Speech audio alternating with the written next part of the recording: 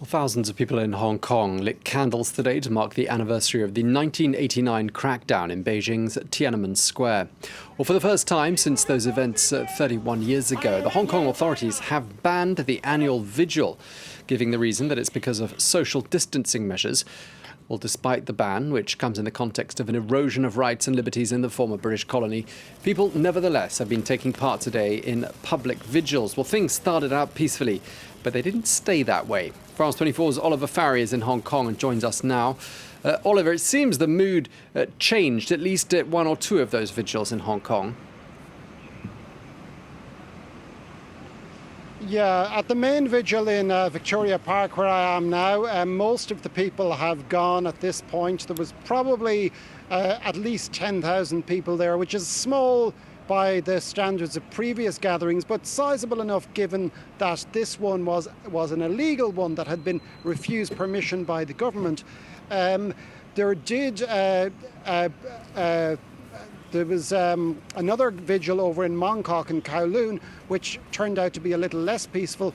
Protesters tried to block roads, and then plainclothes cops, policemen rather, arrived in with pepper spray and got rid of the protesters who were trying to block the streets at the time. There was also another incident which I've just got news of in the last few minutes over on the west of Hong Kong Island in Sheung Wan, which is not far from the Beijing liaison office, which is the central government's headquarters in Hong Kong.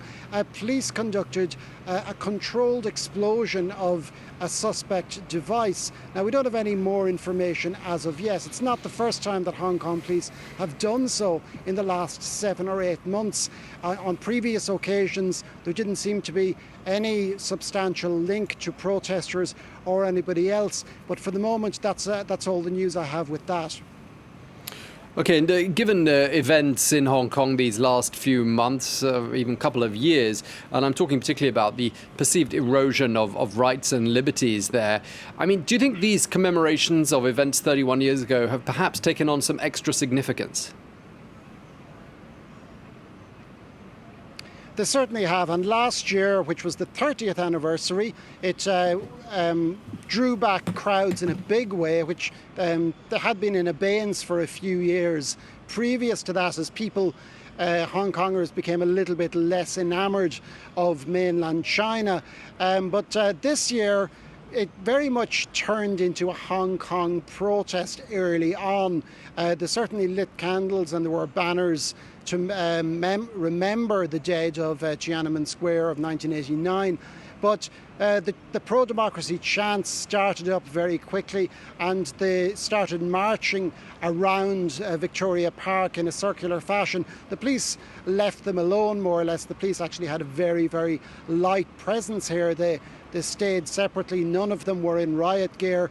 But certainly Hong Kongers do see these things as possibly, the last chance they get to do this, because if Beijing's proposed national security law does come in, gatherings like this may actually be banned from now on the pretext of national security. Beijing tends to use rather flimsy pretexts to shut down things on the mainland, and there's a strong possibility they might do that here.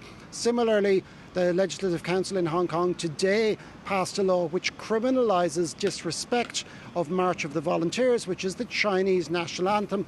So anybody in future who disrespects it or boos it at football matches, as regularly happens here in Hong Kong, could face up to 3 years in prison. OK, well, thank you very much indeed for that update from Hong Kong. Oliver Farry, thank you very much indeed.